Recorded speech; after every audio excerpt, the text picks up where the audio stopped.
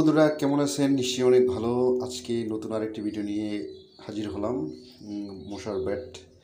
বর্তমানে মশার খুবই উৎপাত, এই জন্য মশার ব্যাটের ইদানিং একটু বেশি সমস্যা দিতেছে। তাই আজকে আমি একটি মশার ব্যাট মেরামত করে দেখাবো। তো এই মশার ব্যাটটির কি প্রবলেম আমি আজকে আপনাদের বিস্তারিত দেখাবো। তো প্রথমে আমরা মশার ব্যাটটি ক্যাচিং থেকে আলাদা করব। আলাদা করার পরে আমরা সর্বপ্রথম, যেহেতু মশার ব্যাটটা একবার ফুল স্টপ, মানে কোনো সুইচ দিলে কোনো কাজ করতেছে না, কোনো বাতি জ্বলতেছে না, মশা মরতেছে না, তো এই ক্ষেত্রে আমরা ব্যাটারিটার ভোল্টেজটা মেপে দেখব যে আসলে ব্যাটারির ভোল্টেজটা কত আছে।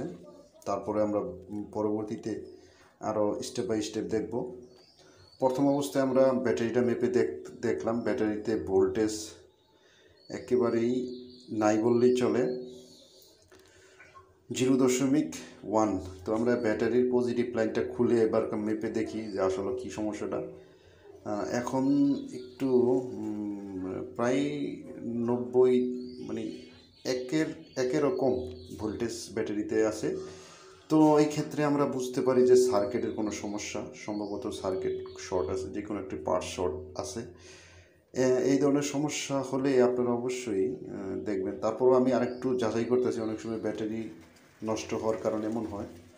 তো আমি নতুন আরেকটি ব্যাটারি লাগিয়ে দেখব যে আসলে সমস্যাটা কোথায়।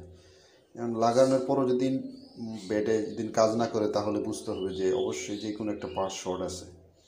তো আমি দেখতেছি কোনো কাজ করতেছে না।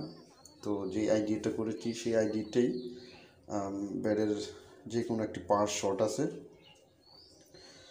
তো এই ক্ষেত্রে আমি একটি অ্যাডাপ্টার দাও চেক করেছি, এলইডি একটি অ্যাডাপ্টার যা সিগন্যাল মতো দেখা যায়, ওইটা আমি চেক করেছি। চেক করার পরও দেখতেছি যে ভোল্টেজটা খুবই করতেছে, ভেরিয়েশন করে। তো আমরা একটা ট্রানজিস্টার আছে D882, এই ট্রানজিস্টারটা বেশিরভাগই সমস্যা দেখা দেয়। তো আমরা এটি মাপবো একটি অ্যাভোমিটার দিয়ে। তো দেখি এটা কি ফল্ট, এটা শর্ট কিনা। বেশিরভাগ সমস্যা এই ট্রানজিস্টারটাই করে মশার বেডে। আপনারা এটা মেপে দেখতে পারেন। তো আমি মেপে দেখাই, যদি ডিপ্রেশন দেয়, মানে পুরোটা যদি কাঁটাটা যদি পুরো ডিপ্রেশন দেয় তাহলে দেখতে বুঝে শর্ট। কাঁটাটা কিন্তু পুরোটাই শর্ট, মানে ডিপ্রেশন দিয়েছে একেবারে 250 পর্যন্ত। হ্যাঁ, পুরো কাঁটা ডিপ্রেশন দিলে বুঝতে হবে যে শর্ট। আমরা প্রত্যেকটা লেগ বা পিন আমরা ধরে ধরে দেখতেছি, মানে সব জায়গায় একই ডিপ্রেশন করতেছে। তো আমি নতুন আরেকটি D882 ট্রানজিস্টারটা নিয়ে আবার দেখলাম যে মান ঠিক আছে কিনা তার ইয়াটা।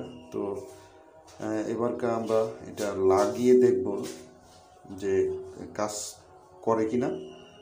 তো লাগানোর পরে দেখা যায় রেজাল্টটা কী আসে। তো চ্যানেলটি অবশ্যই সাবস্ক্রাইব করে রাখবেন।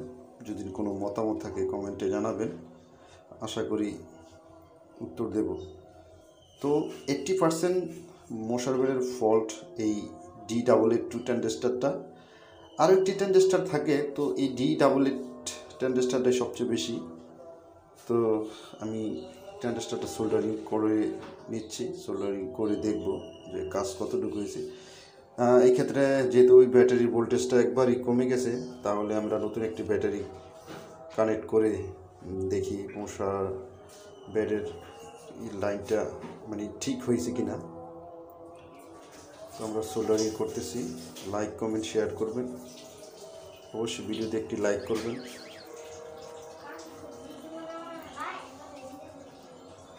আমরা ব্যাটারিটা কানেক্ট করেছি, এবারকে আমরা সুইচ প্রেস করব।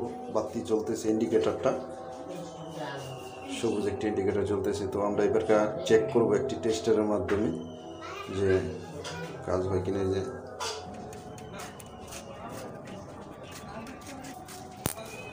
ব্যাটটা ওকে আছে।